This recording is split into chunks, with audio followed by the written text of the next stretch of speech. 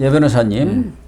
이재명 민주당 대표가 대북 송금 사건 이것에 대한 재판을 서울중앙지법으로 이송을 해달라고 이렇게 요청한 사안에 대해서 이 대법원에서 지난 11일이죠. 대법원 일부에 배당을 했네요. 예, 예. 그렇게 되면은 이 사건에 대해서 대법원에서는 4명의 이 대법관들이 이 사건을 심의를 할 것 아니겠습니까? 그렇습니다. 그 대법관들을 보면 주심이 서경환, 그리고 김선수, 노태학, 오경미, 이거 만만치 않은 심의가 될 것 같아요. 예, 예. 어떻습니까? 이 구성을 볼 때. 제일 중요한 거는 사실은 주심 대법관입니다. 예. 서경환 대법관은 윤석열 대통령에 의해서 임명된 사람이고 아주 합리적이고 예. 중도적이라는 이야기를 많이 듣는 전형적인 실무가 스타일 대법관이고요. 예. 그리고 김선수 대법관 같은 경우는 이제 퇴임이 얼마 안 남았고요. 어쨌든 대표적인 진보 성향. 민변 출신이고 오경미는 인권법 출신이고 예. 노태학 대법관 아시다시피 저번에 그 문체부 차관했던 노원 누구죠? 그분의 동생인데 뭐 큰 그건 없어도 진보로 분류가 됩니다. 그러니까요. 네. 1대3 아닙니까? 네, 1대3인데 이건 어떤 사안에 대한 문제가 아니고 절차에 대한 문제고 그 다음 절차라 그러면 재판 진행을 어떻게 공정하고 신속하고 할 수 있는 재판부가 어디냐를 결정하는 거거든요. 예. 근데 제가 저번에 말씀드렸다시피 이거는 정말 대법관들 마음인데 그 이재명 대표의 대북 송금 사건을 갖다 재판을 이화영 재판에서 상당 부분 실체가 드러났단 말입니다. 예. 그러면은 우리가 재판의 신속 그리고 사안의 정확한 파악을 한다면은 당연히 신진우 부장이 있는 지금 수원지법 네. 형사부에서 하는 게 맞죠. 예. 이재명이는 신진우 부장보다에서 했다가는 골로 갈 것 같으니까 그러니까요. 중앙지법으로 보내주세요. 합의 3-3부로. 김동현이는 그래도 내 편입니다. 그거 아닙니까? 그렇죠. 김동현은 인권법 출신이니까 예. 그렇게 했는데 지금 이 재판을 만일 김동현 부장부에서 한다면은 제일 뒤로 밀립니다. 왜냐하면 다른 대장동 이런 걸 하고 있기 때문에. 그러니까요. 그러면 이거는 뭐 다음 대선 전에 결론 안 납니다. 이건 뭐 4-5년 걸릴 거라고 네. 그래요.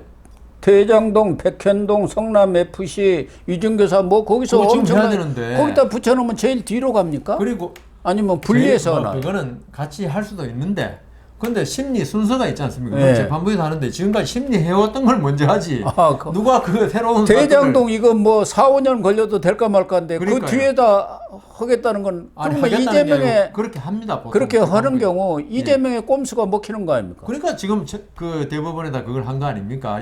이송 신청을. 예, 토지 관할 병합 심리라고 하네요. 예, 그거는 이제 해도 되고 안 해도 되는 겁니다.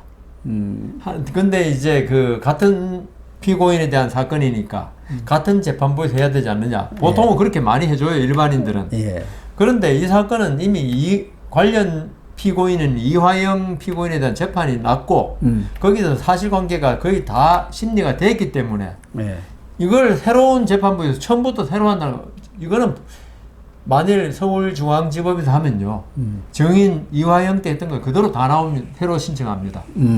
그럼 그거 언제 해요? 그러니까 그걸 하려고 그거 지금 한 건만 해도 언제 하냐 문제인데. 예. 그래서 이거는 그 어떤 실체적 진실을 밝히겠다는 이송 신청이 아니고 예. 재판을 끌겠다는 이송 신청밖에 안 돼요.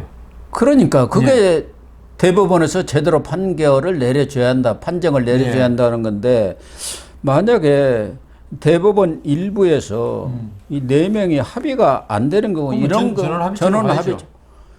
지난번에도 이화영이가 지난해 12월에 기피 신청한 거 그것만 하더라도 대법원에서 결정하는데 31일이 걸렸어요. 뭐 이거야말로 전원 합의체로 또 가다 보면은 엄청나게 또 시간이 걸릴 거 아닙니까? 그렇죠. 그리고 재판 기피 신청 이화영 이것만 해도 70일간이 재판이 공전이 됐는데 이렇게 되면은 또 전원 합의체로 갈 경우 그러니까 대법원이 지금 어떻게 할지 모르겠지만은 예. 이화영 기피 신청도 1심, 2심은 8일, 7일인가? 예. 만에 결정 났는데 대법원 가가지고 30 며칠이 걸려버렸어요. 예. 31일. 예. 근데 1심, 2심에서 이건 재판 지연 목적이란 게 다 드러났으면 그 대법관이라고 그걸 모르겠습니까? 그러니까요. 근데 대법관들이 아마 그 소부에서 그 끌고 있었던 것 같아요. 그 중에서 그러니까요. 소부가 그 이것도 여기서 했을걸요. 아마 기피 신청도 일부에서. 예, 그러니까 일부에서 예. 했다니까. 그 세 사람이 예, 반대하니까. 계속 이거 좀 더 보자. 예. 볼 게 뭐 있습니까? 더 신중하게 합시다. 이때까지 보자는 것은 결국 이재명 눈치를 보자 예. 그런 거였겠죠. 이때까지 그 법원에 있었던 기피 신청이 받아들여진 거는 해방 이후에 예. 몇 건 안 될 겁니다. 그 정도로 이 기피 신청이 거의 안 되는 건데도 대법원이 이재명 측의 대법관들 때문에 예. 30 며칠을 끌어다 이게 창피한 줄 알아야 됩니다. 1, 2심이 8일, 7일 재판 지연 목적이다 했다는데 예. 그걸 대법원은 그걸 몰라가지고 30 며칠을 끌어줍니까? 그러니까요. 그때는 김명수 사법부가 끝나고 조의대 사법부가 아직 자리를 잡기 전이라서 예. 또 이 대법원의 구성 자체가 진보 쪽이 그래도 강세를 유지하고 있었기 때문에 그랬던 거 아닌가 이렇게 보여지는데. 제 예를 들면요. 제가 한 사건이 기피 신청이 고등법원에서 1년 4개월 걸렸어요. 그래서 그러니까. 재판부 바뀌니까 예. 기피 신청 기각해가지고 바뀐 재판부에 가가지고 재판을 하더라고요. 그 정도로 기피 신청이 예. 이게 재판 지연 목적으로 사용되는 게 아주 비일비재하거든요. 그래서 이 부분에 관해서 대법관들도 어느 정파의 이념을 따르지 말고 이게 재판 지연 목적이냐를 갖다 파악해야 되고 이번에 이송 신청도 있죠. 이송 신청하면 신진우 부장은 아마 재판을 중지할 겁니다. 그렇게 되겠죠. 결과 나올 때까지. 왜냐하면 그럴 수가 가는데 안 없으니까 되면은. 재판 준비 기일도 지금 안 오고 있지 예. 않습니까? 그래서 기소한 지가 꽤 됐는데요. 대법원도 이재명을 유죄하라고 이송 신청 기각하는 게 아니고 어떤 재판에 관할권 문제 아닙니까? 관할권 문제고 재판의 진실을 파악하고 어떤 부당한 재판 지연을 막기 위해서라면은 대법관들이 그래도 우리나라 최고의 법관들인데 어떤 정파적 이념에 쏠리지 말고 빨리 결정해 줘야 한다 생각합니다. 특히 조희대 대법원장이 예. 신속한 재판을 강조를 했고 정치 사건에 대해서도 단호하게 예. 좀 재판을 하도록 체근을 하고 있는 그런 상황 아닙니까? 특히 이 서경환 주심을 맡고 있는 대법관은 지난해 9월에 최강욱 사건 예. 조국 그 아들에 예. 대해서 허위 인턴 증명서 발급해 준 거 그것도 유죄 판결을 확정시켰죠. 내렸고 예. 또 지난해 9월에 그 부산 서면 돌려차기 네. 강간 살인 미수 사건에 대해서도 징역 20년을 선고하는 등 상당히 좀 중도 보수적인 성향을 갖고 있기 때문에 맘만 먹으면은 신속하게 결정을 할 수 있지 않겠나. 그러니까 그런데 이번에- 여기서 김선수라든가 오경미 또 노태학 이런 사람들이 제동을 하면은 어차피 또 전원 합의체로 가야겠네요. 그러니까요. 의견이 일치하지 않으면은. 근데 참 창피합니다. 이런 거 가지고 있죠. 예. 이송 관할, 토지 관할 병합하느냐, 분리하느냐 문제 가지고 전원 합의체에 가는 적도 없었고 이때까지 아주 좀 그 대법원이 우리나라 대법관의 수준을 보여주는 게 되기 때문에 이번 이 사건으로 진짜 대법원이 어떤 대법관의 명예를 가지고 해야지 이걸 어느 정파를 봐주겠다는 그런 마음 가지고 하면 안 된다고 봅니다. 일부 이런 소부에서는 4명이 다 합의가 돼야 합니다. 예, 한 전원 합의. 사람이라도 한 사람이라도 이 일을 하면 결과에 예. 전원 합의체로 가도록 돼 있습니다. 법에는.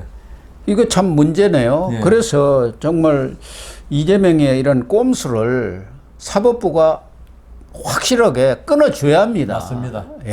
예.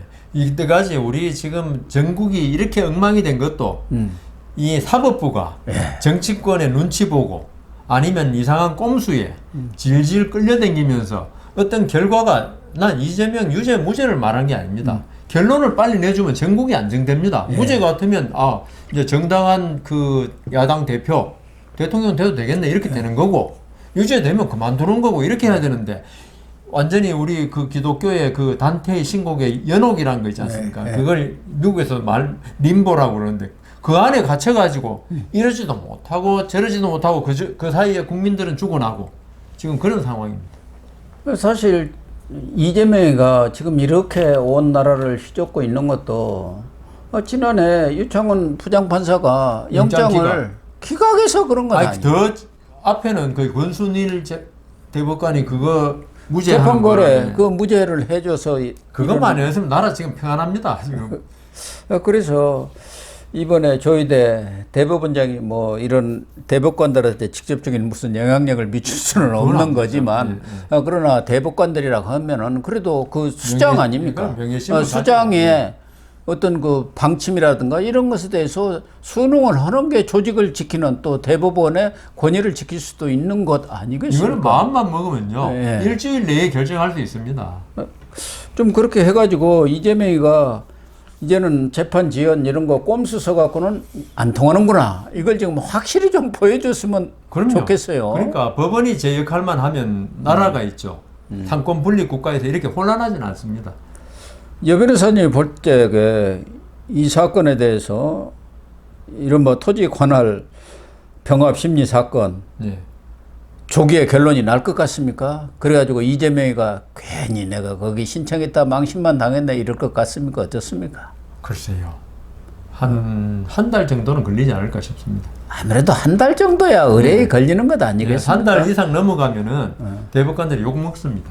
그 하급심 판사들한테도 대법관들이 저렇게 무능보다도 저렇게 소신이 없냐. 예, 그렇기 때문에 대법관들도 그런 체면은 봐야 되지 않습니까? 자기들도. 또 재판 연구관들이 그걸 좀 분석해가지고 예, 또 예. 대법관한테 예, 보고를 해야죠. 보고를 하는데 시간이 또 필요한 예. 것 아니겠습니까? 근데 사실 이거 그리고- 보고할 게 뭐 있습니까? 그러네요. 그냥 하는 말이죠.